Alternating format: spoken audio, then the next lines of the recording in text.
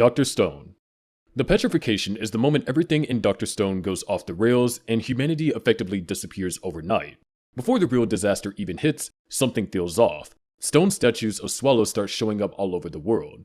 These are not carvings or hoaxes. Senku figures out that they're real birds that somehow got turned into stone.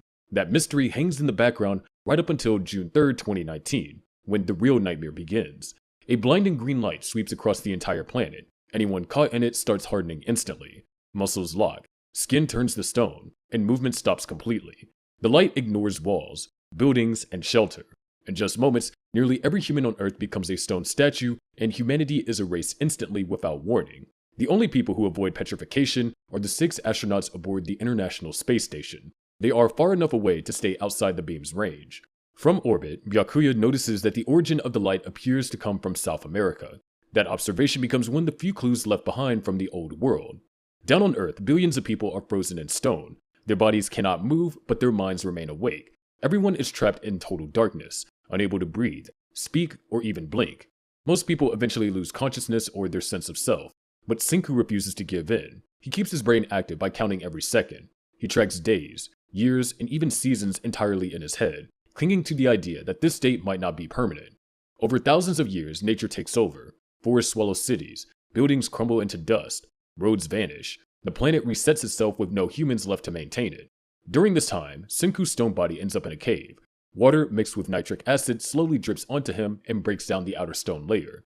Eventually, the stone shell cracks, and Senku wakes up. By his calculations, he was petrified for 3,719 years and 249 days. He wakes up in a world where humanity might as well be extinct. No technology remains, no cities, just wilderness. Instead of panicking, he immediately focuses on rebuilding. He understands that surviving alone is impossible, so he searches for others. His first goal is reviving his best friend Taiju, who is still petrified nearby. He starts breaking down the science behind the petrification. He considers every possibility, including weapons, human-made disasters, and unknown biological threats. But one thing is clear. The effect targeted humans and swallows specifically. That alone rules out random natural causes. He notices that petrified bodies only crumble on the surface. Inside, the original body remains intact. This leads him to believe that the stone layer acts like a shell rather than replacing the body completely. He traces his own revival back to the nitric acid and begins experimenting.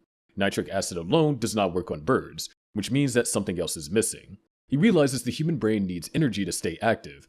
For billions of people to remain conscious for thousands of years, the petrification process must provide that energy. Based on this, he hypothesizes that combining nitric acid with alcohol could reverse the process.